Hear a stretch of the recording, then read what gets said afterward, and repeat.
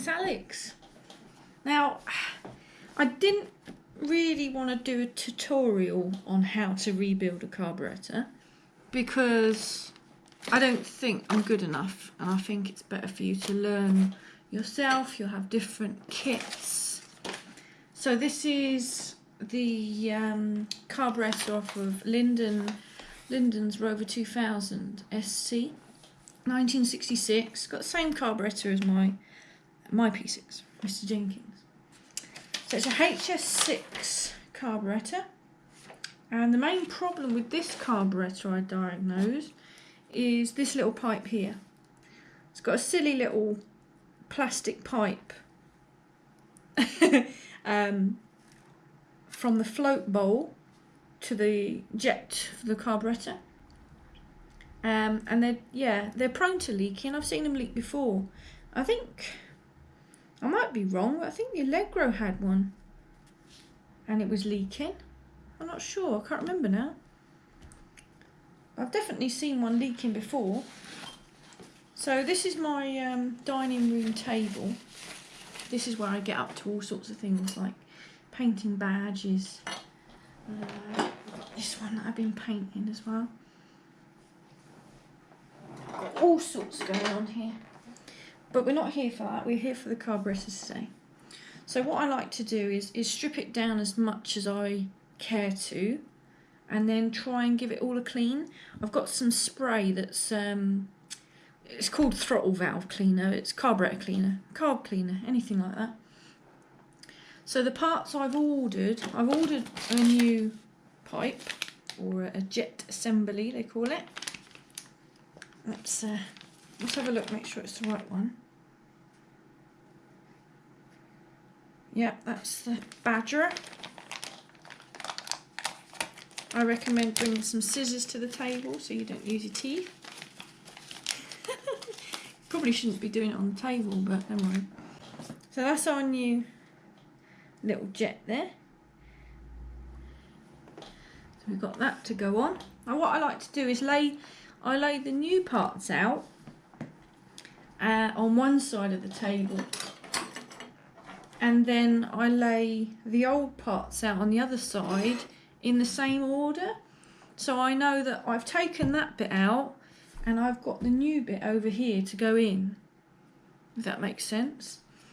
Filming the operation as well helps, so if you forget where something goes, you can sort of look back at the film and be like, oh right, that's where it goes. Take pictures before you dismantle it, just to make sure you've got things in the right place. So the problem with this to begin with was this wasn't really moving up and down very freely. It's a bit sticky. And my dad had a look at it, and my dad thought the needle in there was bent, but I had a look and it wasn't that was bent, it was this thing here that was all wonky, which is the jet. That was seated poorly in there, so now it's going up and down okay. But when I put it back on the car, it was leaking fuel out of here. So off it come again. So I spent 50 quid at the SU place. I got some proper dashpot oil, which I believe is a straight 20 grade oil. It's on here. Damper oil SAE 20 single. I thought I'd get the proper stuff. It was only about 4 quid or something. And this little fella in here, now what's it called? Needle and seat. I get muddled up. Jets, needles, needles, jets. So this sits in the float bowl, which is this bit. And this is like a little shut-off valve, basically. So you've got this little fella here going into this little fella here. So that sort of floats in there, and then, well, you'll see it when I take it apart, but the little it's like a buoy, like have you ever seen the inside of a toilet? It's got like a stopcock thing, the little ball. What do you call that in there? I can't remember what they're called now. Is it the stopcock? Well, anyway, the ball that's in there, the float, comes up and it gets to a point and then it shuts the water off because you don't want your cistern overfilling. And that's what this is like. It's like a petrol version of a toilet.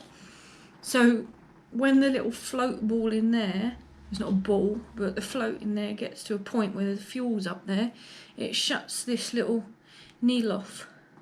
So no more fuel can get through, because otherwise you'll have it coming out of every orifice. You can get these with a little rubber teat on. I don't know what the benefit of the rubber one is. He didn't have a rubber one in stock, so I just went for the metal one. So that goes in our new pile amongst all the crumbs of my dinner in the past. So let's just check my list. So I've got the needle, I've got the jet assembly, I've got my oil. So it's just the gaskets now. This is the gasket set, AUE 966.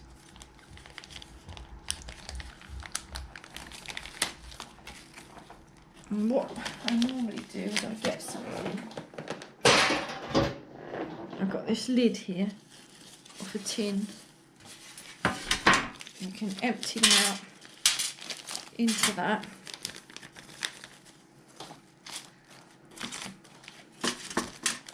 So we don't get them lost.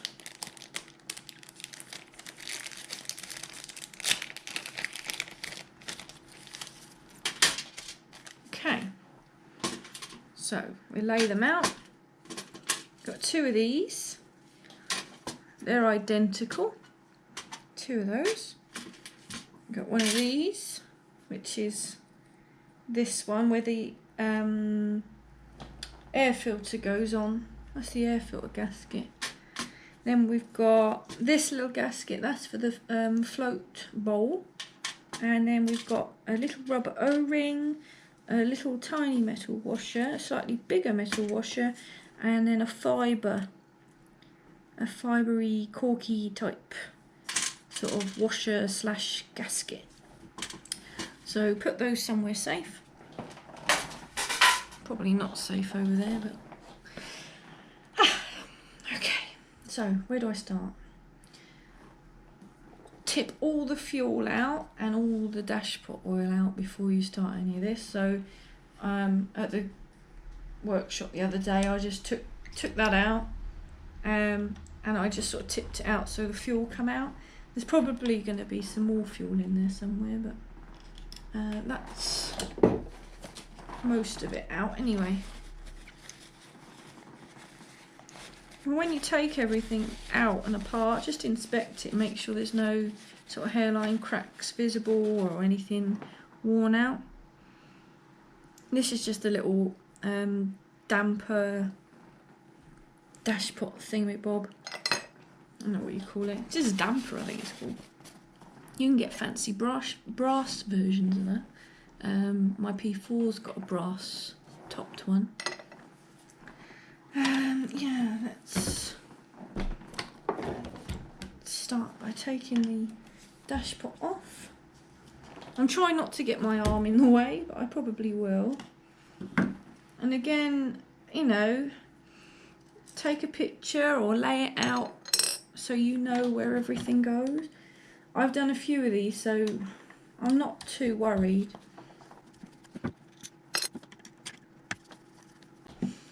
Right, I don't know if you've seen inside of a dashpot before. I wonder what's going on in there. Alright, this is magic. Yeah, this is magic. Not really, but... And out pops Zebedee! So the dashpot oil itself goes in this tube. So if you pop that just gently over there without spraying, you can see that that goes down in that little tube in here. So this is hollow, basically, nothing much going on in there. But what does go on in there is this. And this is the, I'm pretty sure you call it a needle. You might call it a jet. I'm never sure, I get confused. And then that fella goes into, try not to lean it on it, don't bend it. That's the jet assembly. So that brass piece in the middle, that is what you can see there. That's that middle piece. Oh my god. So, this fella can only go in one way. It's got a groove cut out of it.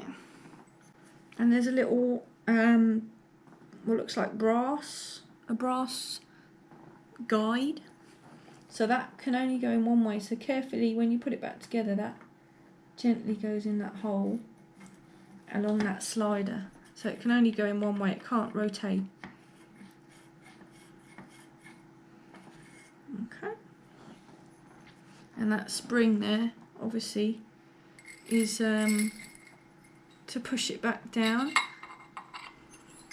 because it slides up and down in this thing.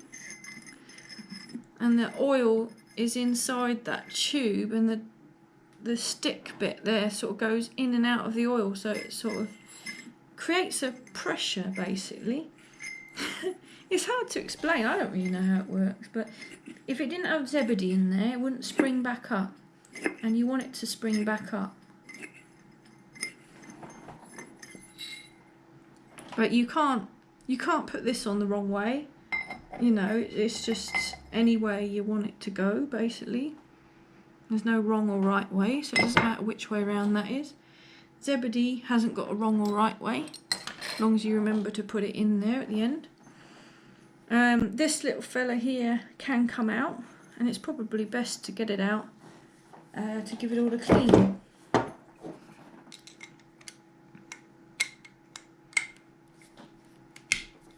There's a little screw in here, which will loosen that off. There you go. My dad was convinced this is bent, but it's not.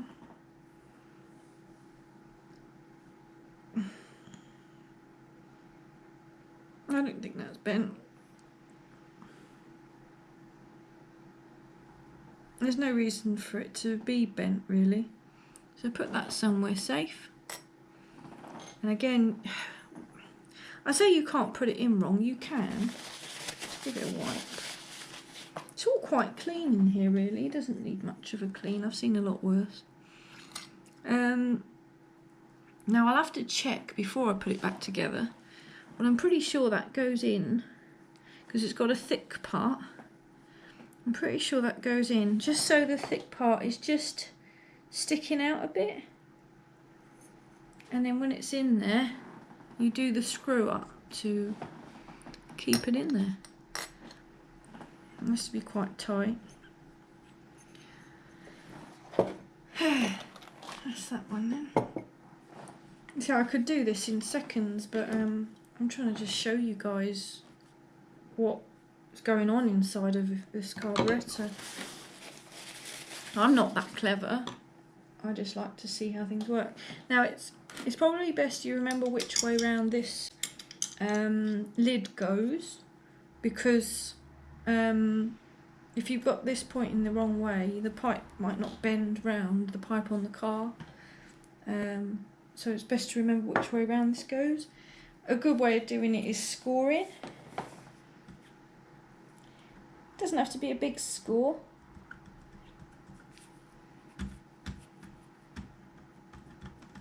Just so you can see.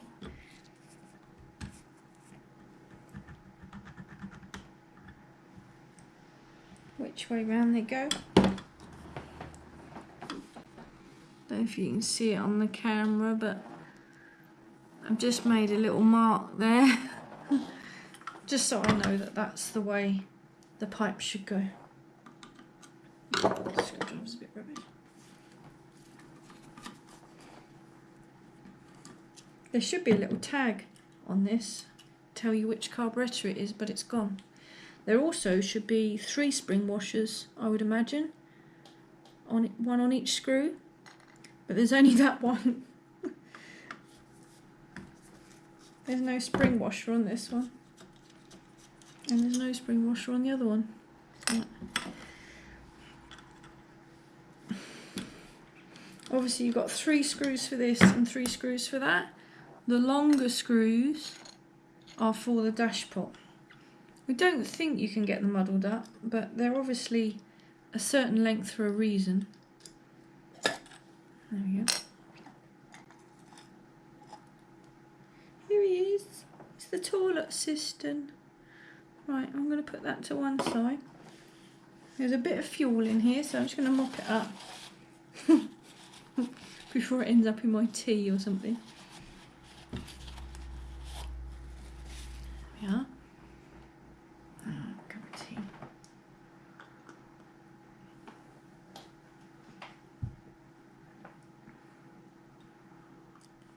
So, inside the float bowl, there's nothing to see really. It's pretty boring. So that is the toilet cistern here. The fuel goes down the bottom into that little square bit, and it looks like there's a bit of crud in there. So I'm going to get carb cleaner and a little cotton wool bud or something just to get in there and, excuse me, itchy nose, and clean it up, because the fuel goes down and it comes through this little pipe up here into this jet to be sort of squirted in there into the carburettor. I need more tea. So the toilet is empty. This is your little system block. So inside, up here, is that little needle I was on about, the little shut-off valve, because the fuel comes in here. Fuel comes in here, and it comes down through here into the toilet, and then when it gets to a certain level, this floats up and it shuts the needle off and it stops any more fuel going in. If it doesn't shut off, it keeps pushing the fuel through, and you'll end up with it squirting out the overflow, and the overflow pipe goes into the air filter box on the 2000. So you'll have an air filter probably partly fill up with fuel, and fuel just everywhere, and it'll be a mess. You can replace these, because if these little plastic bowls, or sometimes you might see a little copper, I think, a little copper one, a little metal one anyway, the float can become damaged. It can get punctured, fractured, whatever, and this can fill up with fuel. What happens when that fills up with fuel? Becomes heavy. So when the fuel bowl is filling up, or the toilet is filling up with fuel, this fella here might be full of fuel already and heavy, so it won't float and it won't shut off that needle. So again, you'll get the problem of it pissing out fuel everywhere. So that could be 2 reasons why it's pissing out fuel everywhere. Is one, this could be full of petrol and heavy and not floating up and shutting off the valve. Could be the needle's damaged, so that's why I got a new one just in case. Because you can get them that are rubber titted and the rubber might perish. And the other reason it's piddling out fuel is, probably to do with this silly little pipe at the bottom. It depends where the fuel is coming from.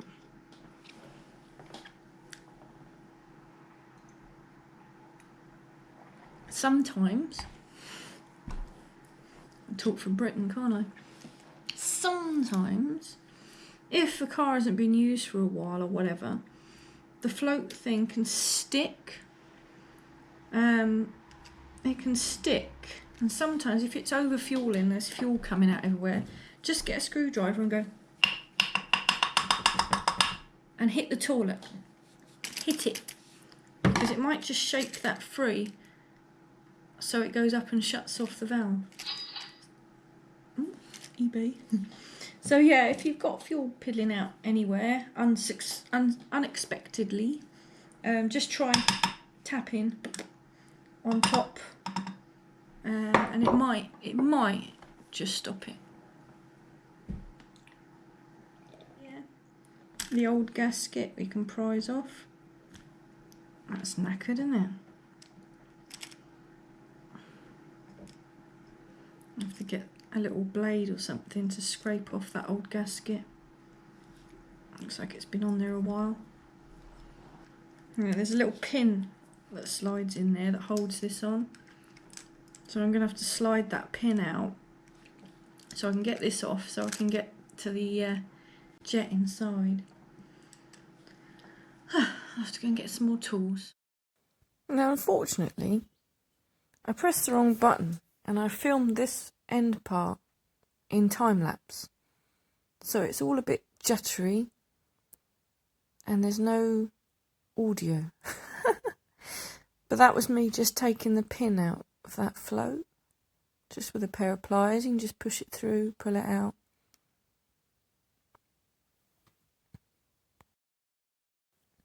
Once you've got the little float out, give it a shake, make sure there's no evidence of fuel inside. If there is fuel in there, definitely want to be replacing it. Once you've got the float out, tip the lid up and the little needle will come out. See, this one's got a rubber tit on it. It looks in good condition. But the new one is a metal tip.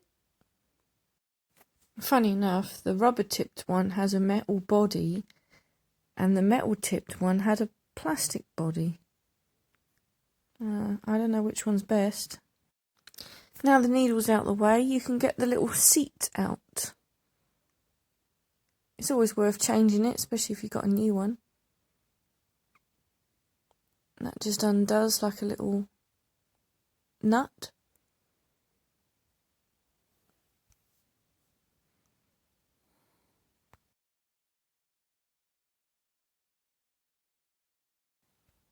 I'm just checking that they are the same. You don't want one longer than the other or something. Don't get them muddled up though. Looks alright. Keep that one as a spare. And the benefit of taking that seat out of there is you can give it a good old clean through. Get the carb cleaner in there, clean it. And get the blade out, scrape the old gasket off.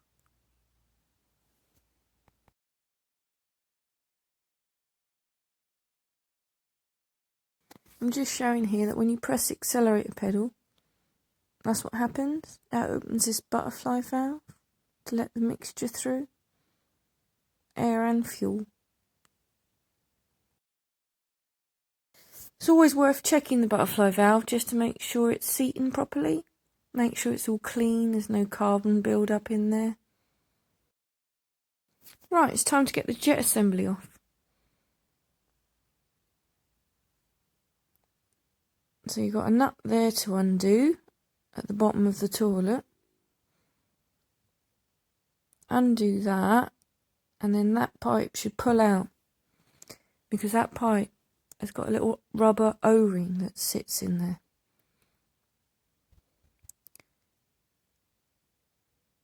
Oh yeah, there's a little Phillips screw there that holds the choke mechanism onto the bottom of the jet assembly. So take that little Phillips screw out. Actually, we can show you how the choke works. So that's the choke lever there in my left hand, and that's the thing you just took the Phillips screw out of. So when you pull the choke cable, it lifts that jet up, so it lets more fuel in. And that's how the choke works. And then that jet assembly just literally pulls out of there. You haven't got to undo any nuts or anything at the bottom of the car.